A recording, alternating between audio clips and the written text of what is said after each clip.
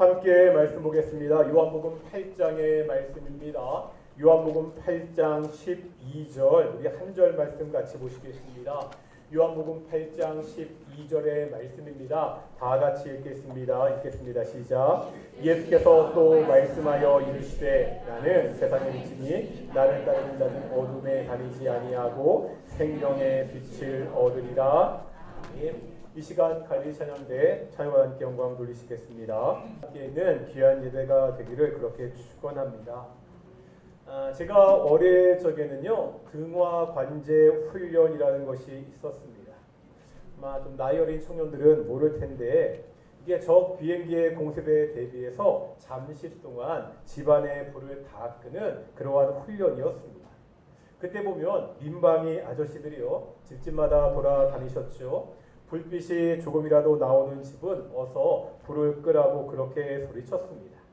창문마다 이불 같은 것으로 막아놓고 방 안에 촛불을 켜놓기도 했습니다. 잠시의 시간이지만 빛이 없는 밤은 불안합니다. 빛이 없다는 것은요 단지 앞을 잘 볼 수 없다는 차원을 넘습니다. 막연한 두려움을 주게 됩니다. 그런데요 만약 이것이 잠깐 어두운 것이 아니라면 어떻지요? 낮이 없고요 밤만 계속됩니다. 밤은 밤인데 달빛도 별빛도 없는 밤, 말 그대로 칠흑같이 어두운 밤이 계속됩니다. 아마 상상만 해도 끔찍한 상황입니다.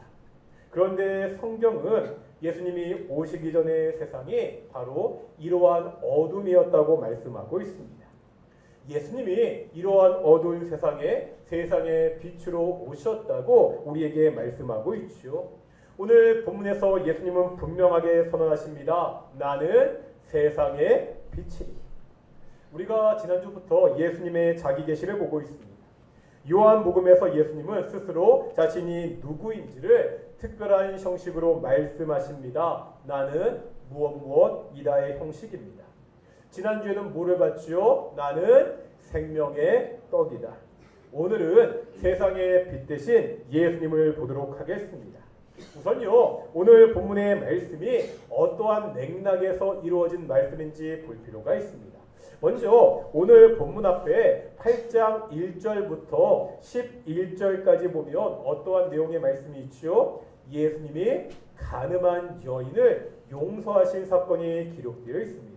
그런데 성경책으로 보면 이 부분이 어떻게 되어 있죠? 괄호로 묶여져 있습니다.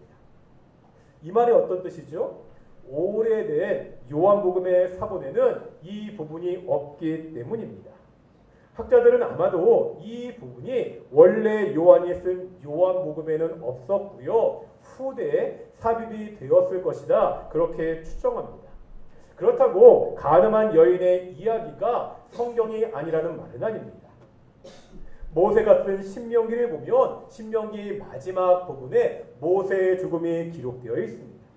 모세가 죽은 다음에 다른 사람이 쓴 것이 모세가 쓴 부분에 합쳐져서 천지에 우리가 보고 있는 신명기가 되었습니다. 다만 오늘 본문의 배경을 이해하려면 원래 요한이 썼던 흐름에 따라 보는 것이 좋습니다. 간음한 여인 이야기 앞에 있는 그 부분과 연결해서 보겠습니다. 요한복음 7장 2절 보겠습니다. 여기에 보면 유대인의 한 명절이 나오죠. 어떠한 명절이 나오죠? 초막절이라는 명절이 나옵니다.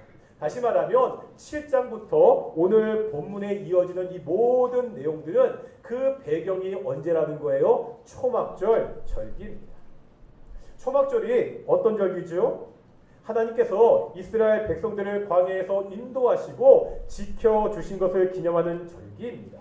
이때 단순히 광야에서 먹을 것을 주시고 지켜주신 이것을 기념하는 것이 아닙니다. 하나님께서 이스라엘 백성을 올바른 길로 인도하기 위해서 시내산에서 율법을 계시해 주셨습니다. 유대인들은요 초막절에 이 율법을 받은 것을 기념해서 지켰습니다. 그래서 그들의 관습에 보면 초막절 마지막 날 밤에 여인들이 뜰에서 횃불을 밝히는 행사를 했습니다. 시내산에서 하나님이 백성들에게 율법의 계시를 주신 것을 기념하는 것입니다. 이렇게 초막절 절기는요, 빛과 관련이 있는 절기입니다. 사람들이 빛에 관심을 가지고 있는 이 절기에 예수님은 바로 내가 세상의 빛이다 이렇게 말씀하고 있습니다. 예수님은 세상의 빛이십니다. 앞에서 말씀드렸듯이 요한복음에서 말하는 세상은 악하고 어두운 세상입니다. 왜 세상이 어둡죠? 세상을 창조하신 하나님을 알지 못하기 때문입니다. 하나님을 알지 못하고 하나님의 뜻을 저버리고 죄악으로 가득 찼습니다. 이것이 아담의 범죄 이후에 세상의 어두운 모습이라는 것을 성경은 여러 차례 우리에게 보여주고 있습니다. 문제는 이 어두운 세상이 지금까지 계속되고 있다는 거예요. 오늘날 우리가 사는 이 세상도 이 사회도 얼마나 죄악으로 가득 차 있습니다. 범죄는 계속 증가하고 있습니다. 경제적인 불평들도 점점 심각해지고 있습니다. 세상에는요, 전쟁의 소문이 끊이질 않고 있습니다. 이것이 오늘날 우리가 살아가는 세상의 현실입니다. 세상이 점점 더 악해져 간다는 것은 누구나 인정하잖아요. 교회를 다니지 않는 사람들도 야 정말 말세가 왔구나 이렇게 이야기하는 실정입니다. 역사적으로 보면 그동안 사람들은요 자신들의 힘으로 이 악한 구조를 바꾸기 위해서 여러 방법을 시도했습니다. 여러 종교들이 나타났고요. 여러 윤리와 철학들이 만들어졌습니다. 문명의 발달과 함께 법률도 자세해지고 정교해졌습니다. 그것들이 어두운 세상에 약간의 빛을 비춘 듯이 보였습니다. 사람들이요 그것에 열광하기도 했습니다. 하지만 세상의 어둠을 온전히 몰아내기에는 역부족이었습니다. 예수님은요 바로 이 어두운 세상에서 빛이 되십니다. 흐릿하게 그 주변만 비춘 것이 아니라 태양과 같이 어둠을 온전히 몰아낼 수 있는 빛이 되신다고 성경은 말씀하고 있습니다. 왜 예수님이 빛이 되시죠? 왜 세상이 어둡다고요? 사람들의 죄 때문입니다. 예수께서 이 죄의 문제를 완전히 해결하셨습니다. 이 죄의 문제를 어떻게 해결하시죠? 예수님의 십자가 사건입니다. 예수님이 십자가에서 우리의 죄의 형벌을 대신해서 죽으셨습니다. 우리가 죽어야 되는 그 십자가에서 예수님이 대신 죽으셨습니다. 이것이 복음이라고 우리가 배웠습니다. 그 결과 우리에게 어떤 일이 벌어집니까? 오늘 본문 12절 하반절 이렇게 말씀하고 있습니다. 다시 한번 읽겠습니다. 시작.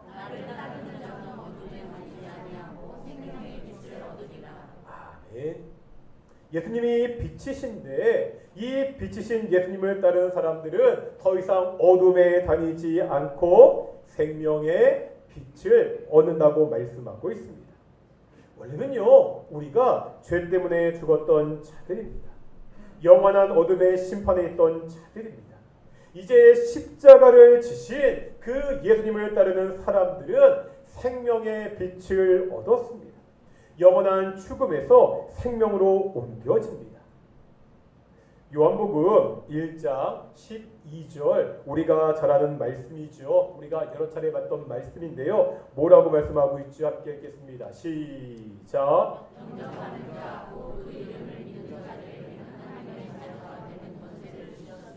아멘. 예수님을 따르는 사람, 예수님을 믿고 영접하는 사람은 어떠한 사람이 된다고요? 하나님의 자녀가 된다. 더 이상 사탄의 지배, 죄의 지배를 받는 사람이 아니라 하나님의 자녀가 되어서 하나님의 통치를 따르는 사람이 된다고 말씀하고 있습니다. 마태복음 5장 14절에 이렇게 말씀합니다. 너희는 세상의 빛이라. 예수님이 빛이잖아요. 이 예수님을 믿는 우리가 이제는 세상의 빛입니다. 예수님을 믿는 사람들, 예수님의 빛 안에 있는 우리가 바로 세상의 빛이라고 말씀하고 있습니다. 이제 에베소서 5장 8절 보겠습니다. 에베소서 5장 8절 말씀 함께 읽어볼 텐데요. 우리 9절 띄워주시겠습니까, 선생님? 읽겠습니다. 5장 8절입니다. 시작.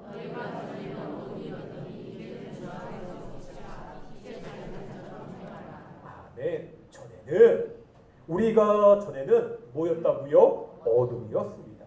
그런데 이제는 빛 대신 주 안에서 빛이 되었습니다.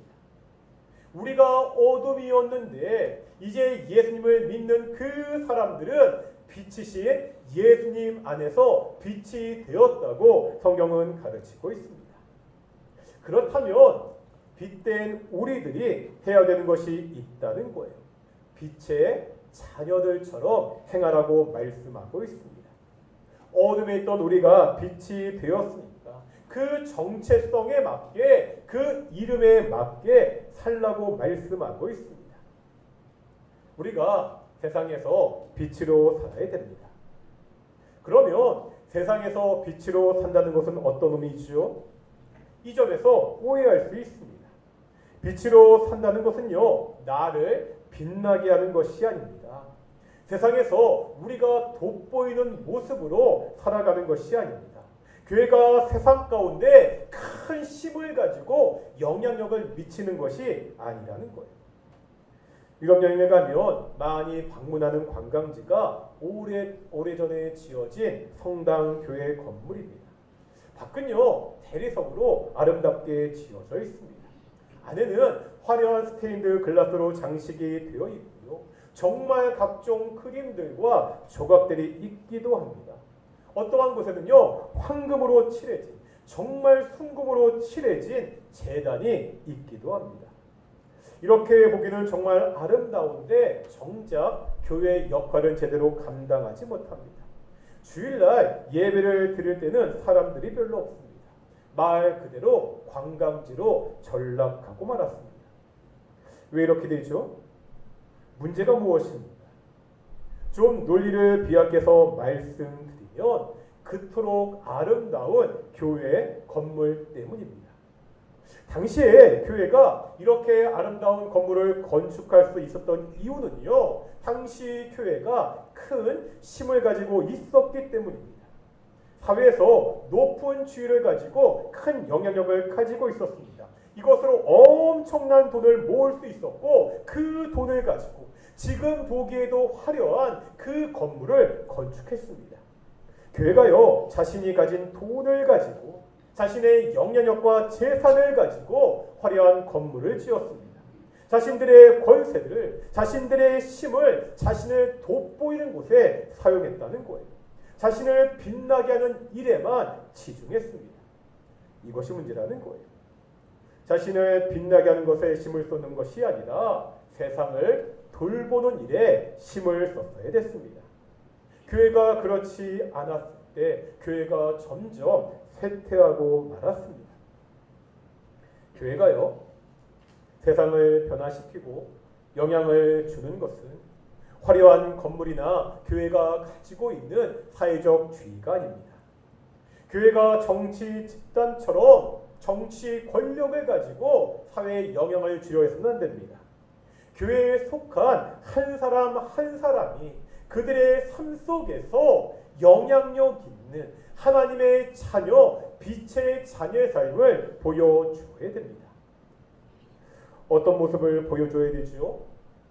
산상설계 보면 예수님이 이 빛의 삶에 대해서 이렇게 말씀하십니다. 마태복음 5장 16절인데요. 5장 16절 같이 읽겠습니다. 시작.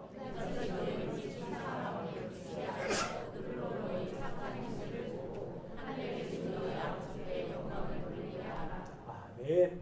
여기 보니까 사람들이 하나님께 영광을 돌린다고 말씀하고 있죠. 그런데 이때 하나님께 영광을 돌리는 그 사람들이 누구죠? 성도가 아니라는 거예요. 그들, 다시 말하면 하나님을 모르는 세상 사람들입니다. 지금 하나님을 모르는 세상 사람들이 하나님께 영광을 돌리고 있습니다. 왜 하나님을 모르는 사람들이 하나님께 영광을 돌리고 있죠? 우리의 빛이 사람들 앞에 비추었기 때문입니다. 다시 말하면 빛으로 살아가는 그 성도들의 모습을 보고서 사람들이 하나님께 영광을 돌립니다. 요즘 우리나라의 모습과 너무나 다르죠. 요즘 우리 사회에 하나님의 이름이 모욕당하고 있습니다. 예수님의 이름이 조롱당하고 있습니다. 이유가 뭐죠? 하나님의 자녀라고 이야기하는 교회의 모습, 성도의 모습 때문입니다. 우리가 교회가 빛으로 살지 못하니까 빛 대신 예수님의 이름이 욕을 먹고 있습니다. 그러면 우리가 세상의 빛으로 사는 모습은 어떠한 모습이지요? 지금 읽었던 마태복음 5장 16절에 보면 이렇게 말씀하고 있습니다. 너희 착한 행실을 보고, 너희 착한 행실을 보고. 빛으로 사는 것은요, 뭔가 대단한 일을 이루는 것이 아닙니다. 뭔가 높은 주에 올라서 엄청난 영향력을 미치는 것이 아니라는 거예요. 어떻게 사는 거라고요? 이 땅에서 착하게 사는 것입니다. 사람들에게 저 사람은, 저 교회 다니는 사람은, 저 예수쟁이는 착한 사람이라는 소리를 듣는 것입니다. 착하게 살면 손해라고 말하는 이 세상에서 꿋꿋하게 착하게 사는 것입니다. 우리는 어떻죠? 주변의 사람들에게, 가족, 친구, 이웃, 동료들에게 저 사람은 정말 착하다, 저 사람은 정말 착하다, 이러한 평가를 받고 있습니까? 이 착하게 사는 삶의 구체적인 모습은 어떠한 모습입니까? 세상은요, 착하게 살면 손해를 본다고 이야기합니다. 세상은 사람들이 착하게 살면 그 사람을 만만하게 본다고 그렇게 이야기합니다. 그런데 성경은요, 그러면 착하게 살면서 손해보라고 이야기합니다. 예수님은 그렇게 착하게 살며 사람들을 섬기고 낮아지라고 말씀하고 있습니다. 빌립보서 2장 5절에서 8절의 말씀입니다. 참 많이 보았던 말씀이죠. 읽겠습니다. 시작.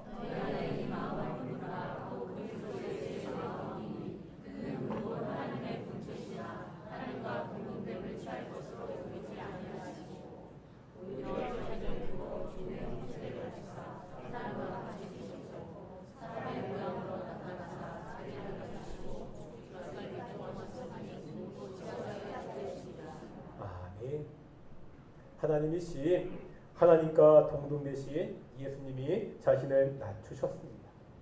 자신을 낮추시고 어디까지 복종하셨다고요? 십자가에 죽기까지 복종하셨습니다. 이제 오늘날 우리들에게 이 예수님의 마음을 품으라고 말씀하고 있습니다. 어떤 뜻이죠? 이 예수님의 모습을 따라 나를 낮추고 다른 사람을 섬기며 살라고 말씀하고 있습니다. 이렇게 사는 것이 우리가 이 땅에서 착하게 사는 것입니다. 우리가 이렇게 살 때 이 어두운 세상에서 빛이신 예수님을 따라서 빛으로 살아갈 수가 있습니다. 이렇게 사는 것이 쉽지 않습니다. 말했잖아요. 손해본다고 이야기하기도 하고요. 바보 같다고 말하기도 하고요. 오히려 사람들이 깔본다고 그렇게 말하기도 합니다. 우리가 이 땅에서 착하게 빛으로 사는 것이 쉽지 않지만 우리가 살 수 있는 이유가 있습니다. 우리가 혼자가 아니기 때문입니다. 내가 이렇게 삶을 살 수 있게 도와주는 교회, 공동체, 우리 성도들이 내 옆에 있기 때문입니다. 좀 오래된 그룹인데 G.O.D라는 그룹이 있습니다. 이 G.O.D라는 그룹이 불렀던 노래 중에 촛불 하나라는 노래가 있거든요. 이런 가사가 있습니다. 제가 조금씩 들려드릴 텐데, 소리가 나오게.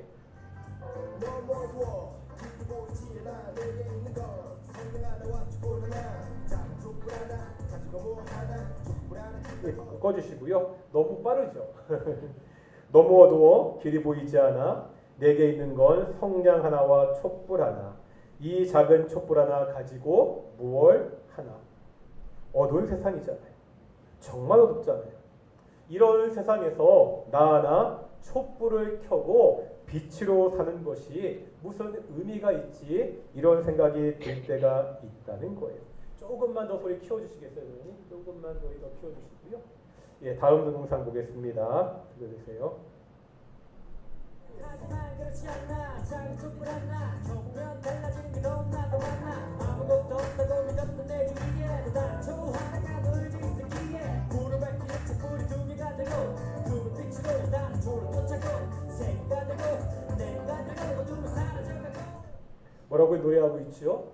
내가 이 작은 촛불을 켜는데 이 작은 촛불 하나 켜면 달라지는 것이 너무나 많다는 거예요. 아무것도 없다고 믿었는데 어떠한 사람도 없다고 믿었는데 내 주위에 보니까 나와 같이 그렇게 빛으로 살아가려는 사람들이 있기 때문입니다. 그 사람들이요 내가 켜놓은 불빛을 보고 똑같이 따라서 불을 켠다는 거예요. 그리고 또 다른 사람이 불을 켭니다. 이렇게 계속해서 사람들이 불을 켜면 그 어두움은 점차 사라져 간다고 노래하고 있습니다. 다음 들려주시겠습니까?